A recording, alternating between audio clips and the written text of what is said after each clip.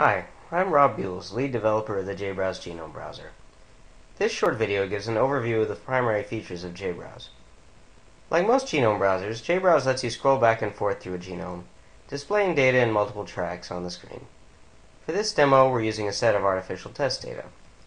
So let's turn on some tracks by dragging them from the track pane on the left into the main pane. Let's turn on some example features and some simulated wiggle data and some simulated next-gen alignments. To scroll back and forth through these, we can click and drag in the main pane, or we can use the buttons at the top. And to zoom in and out, we can double-click or shift double-click, and also the buttons at the top can be used for that as well. Another way to both scroll and zoom is by using what's called rubber banding or dynamic zooming, where you hold down shift in the main pane and drag to the region that you're interested in, and when you release, it zooms into that region. You can also highlight regions in the overview of the reference sequence at the top to go to different regions. This is really useful when you're interested in, say, one particular end of a feature. You can zoom directly to that. To jump directly to specific features, or to jump between reference sequences, we can use this bar at the top, the location box, and you can just type a feature name and it'll auto-complete that for you. So I typed APP, and in this test data set, there are 3 different features that begin with APP: Apple 1 and Apple 2 and Apple 3. Then I can just select the one I want from the drop-down, hit enter, and the display will jump to that feature. See, there's Apple 3 right there. And I can use the dynamic zoom to maybe zoom in on the 5' end of that. For tracks with very dense feature data, when you're zoomed out, it shows a density plot, as you can see here in the simulated next-gen reads track. If I zoom in to the simulated next-gen reads track, you can see that these are actually next-gen reads that are piled up to a considerable depth here. And if I zoom out, eventually you'll see that they change into a density plot right there. Let's clear out some of these other tracks by hitting the X on their track handles to make that a little bit more visible. See, I zoom in and it's the actual features, but I zoom out and you have a density plot. One of the most exciting features, and this is relatively new in JBrowse, is the faceted track selection. So I'm going to navigate to a different set of test data to display the faceted track selector. This track selector would probably only be used by an installation that has hundreds or even thousands of tracks. So with the faceted track selector, you can progressively narrow the set of tracks you're interested in by selecting the attributes you want them to have. That is, by searching one or more facets of the track data. So in the track selector, click to select an attribute, and then click to select the values that you want that attribute to have.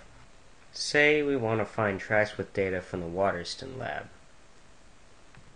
We go over to the Principal Investigator facet, right here, and in there we see a list of PIs whose labs are generating these modding code tracks, with a count of how many tracks come from that lab. So we select Robert Waterston, and the display updates to show that there are 230 tracks for Robert Waterston. So now, let's say that we only want RNA-seq tracks. So we go to Technique and select RNA-seq. And then if we go back and look again at the Principal Investigators section, you see that the PIs and counts have changed. The list of values for each facet is affected by what is selected for the other facets. So now that we have selected RNA-seq, the Principal Investigators facet only shows PIs that have RNA-seq tracks, and it shows a count of how many RNA-seq tracks they have. So, now we have 89 matching tracks. Finally, let's say that we're only interested in tracks that involve C. elegans dower larvae. So we type dower in the text field. This narrows it down to 3 tracks that satisfy the criteria. They're from Robert Waterston's lab, they're produced with RNA-seq, and they have the keyword dower in their metadata. Now let's say we change our mind and we don't want to limit it to just RNA-seq tracks. We can either click RNA-seq under Techniques again to clear that selection, or we can just hit the red X next to Technique to clear all the selections we have for Techniques. Click that and we're back to 17 matching tracks. That's 3 RNA-seq tracks and 14 integrated gene model tracks that match. So if we want to start turning these on in the display, we either check the box next to each of them, like this. You can see over here on the right that the tracks are turning on. Or we can turn all of them on and off together by clicking the box in the column header.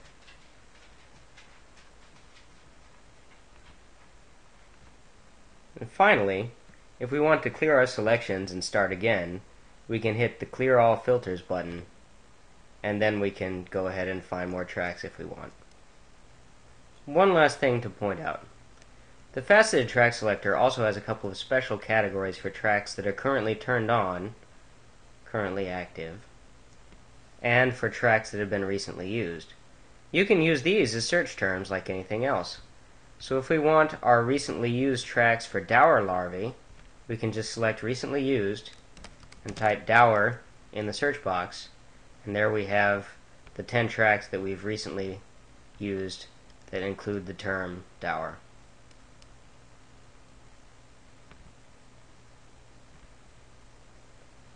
This concludes the overview of JBrowse's main features. Visit jbrowse.org for more screencasts, as well as live demos and links to documentation about how to set up your own JBrowse genome browser. Happy browsing!